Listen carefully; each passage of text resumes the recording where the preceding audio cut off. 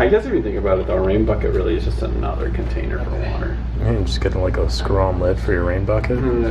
There you go.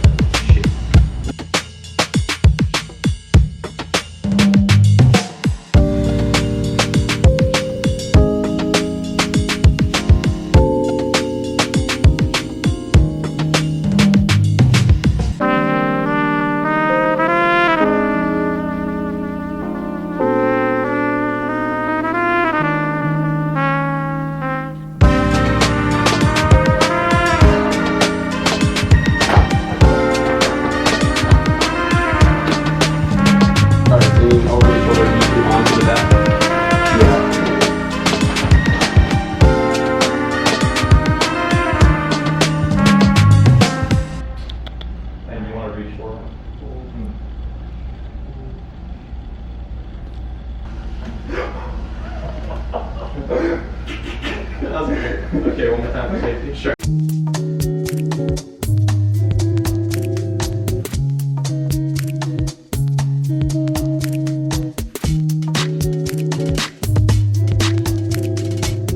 Beautiful. Cool. Now let's get the shot of me and him turning around, doing that laugh again. Oh, with that horns on? Okay, yeah. I'm just gonna go wide. Get focus. It's very hard to focus when I can't see the screen through these lights. What? No way. Why are you blasting at that screen? No, it's cool. I got it enough. Okay. Oh, that's actually very helpful. Thank you. No, I'm fine. Okay, that's helpful. Yeah. All right, cool. Let me know when you guys ready? Ready. Rolling.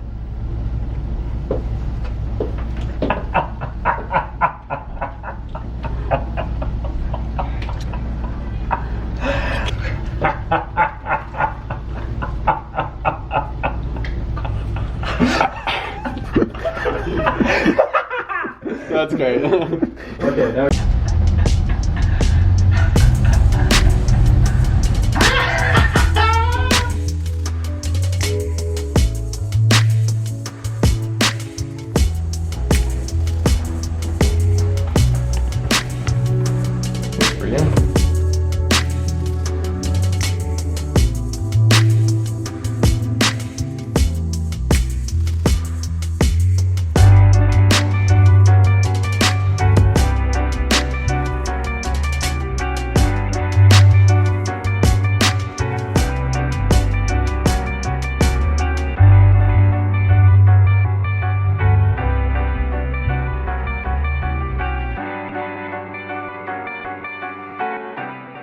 It feels very good to not talk about camera repairs for just a video, because I've been just rambling about that non-stop. But I want to talk about this US Rebel XS, what have you. I picked this up off of a little known site called Craigslist. Great place if you're looking for feet pics, broken cars, getting murdered, or cheap film cameras. But really not cheap, because like, I don't know, there's people out there that are like selling like garbage and like, I know what I have, and it's like a Minolta Maxim 7000 that's just like destroyed, and they're selling it for like $200 and like good mint condition, and just like the battery corrosion's like overtaking the camera. It's like, I don't know about that, bud. But I got this and I think it was a 35 to 80 kit lens. I got that for 15 bucks. And I'd always kind of wanted one of these ever since I electrocuted myself with them like 5 or 6 times, because I just couldn't figure out how capacitors worked. Yeah, I've always like enjoyed the styling of them. They're like super lightweight. The electronics, like for the most part, are pretty decent. But I got some batteries, put them into this bad boy, and it's like works like a dream. So I was like, shoot, that's awesome, because this is almost the ideal beginner camera, I think.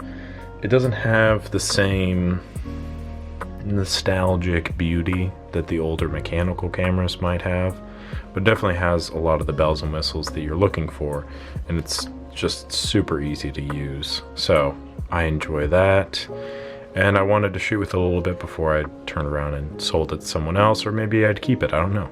But so far, I've had a really nice time with it.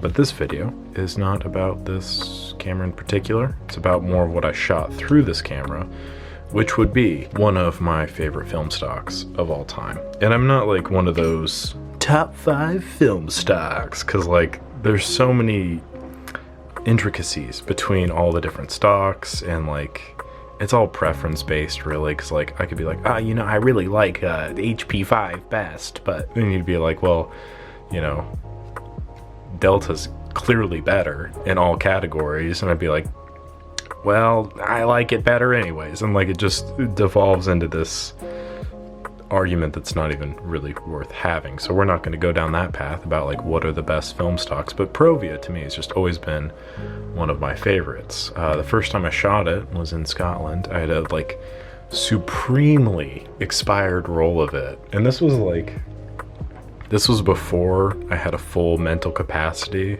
as to the effects of shooting expired film.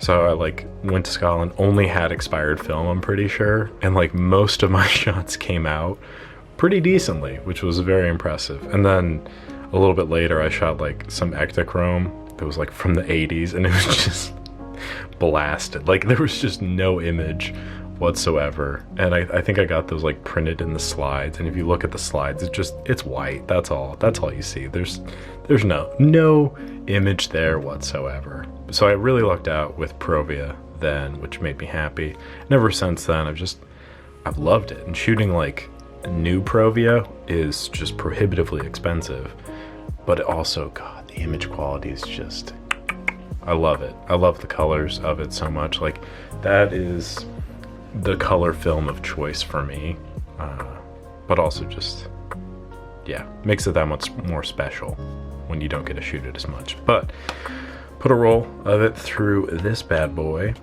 and I'm pretty happy with the images that came out. I wasn't using this lens. I don't really remember what lens I was. I might have been using the 35 to 80 kit lens with this, or I might have been using my 24 to 105 f4. I don't remember. I think I'll say it was the 35 to 80. And yeah, there was 2 instances of note that I was like, and that would be on the picture of my friend petting the cat. Cat's a little bit blurry because I think that was at like 1/30th, and I feel like I probably could have shot that at 1/60th and would have been fine, like properly exposed, but I was like going purely off of the camera's metering system. And then the other one was the sunset shot, which was actually like shot towards the east, so it wasn't quite sunset. It was the light hitting the clouds there. I think it was telling me that I had to go lower, but I was like, I think as I shot that at 60, I was like, any lower and you're gonna get like some significant motion blur, so I was like, this will be fine. And it's like an okay image, but it was not nearly as dark as that image would have you believe. The other thing I want to point out is these are some of my best buds. Went out to shoot a little short. It's called Salad Mixer. Definitely go check it out.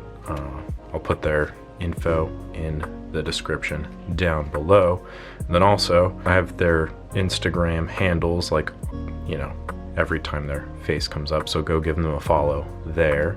I'm very biased because they're my friends, but also like they make really good stuff, and it was a pleasure to work with them as always, and to kind of see the creative process as it was.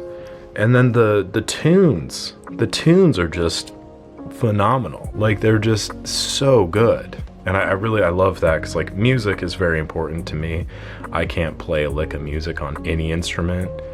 Maybe the triangle or the cowbell I could probably swing, but like anything else, bad news. Nobody wants that. Nobody wants that. Just give me some screwdrivers and let me have fun. Keep me away from musical instruments. But these dudes, my buddy Austin, he is just a master mixer. And then Morgan, also fantastic. He does like a lot of instrumental work, so I definitely check him out. They're on Spotify too.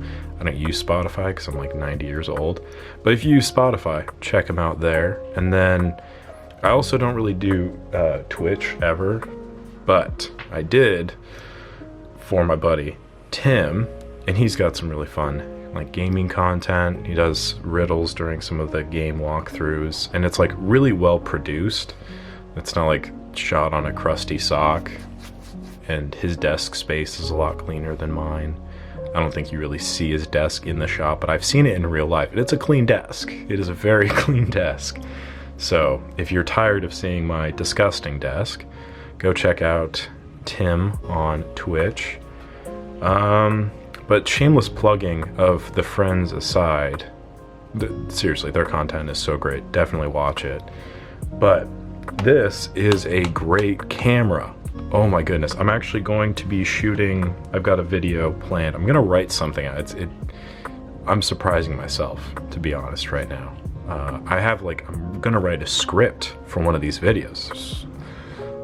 Groundbreaking. Just kind of talking about stuff I would tell you, but I kind of want to like lead you in with some suspense, so that way you're like, what's it gonna be? I'll have to tune in to find out, and I'll just title it finally Scripted Rambles, and that'll be what it's called.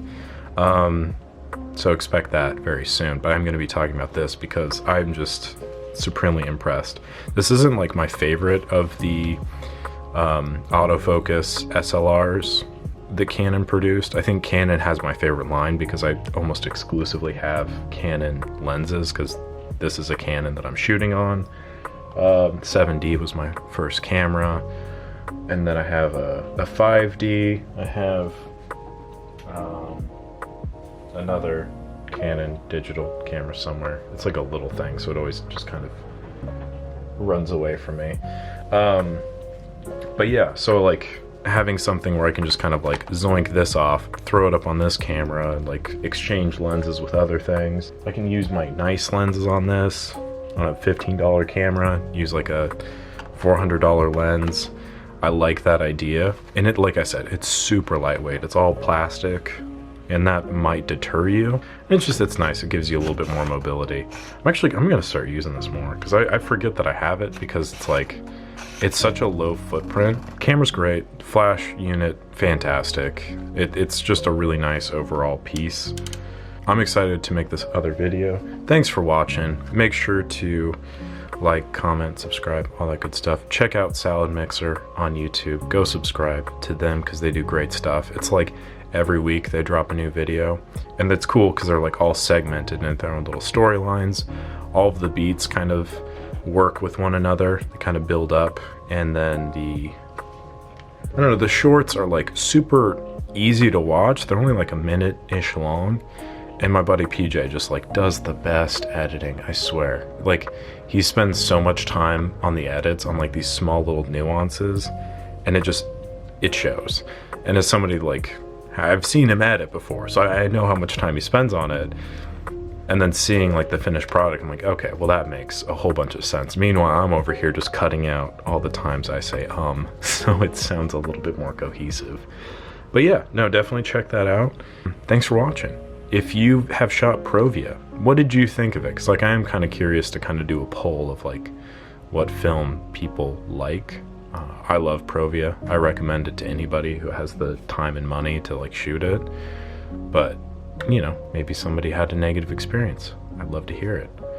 But for now, I think that'll do it. So, catch you on the next one.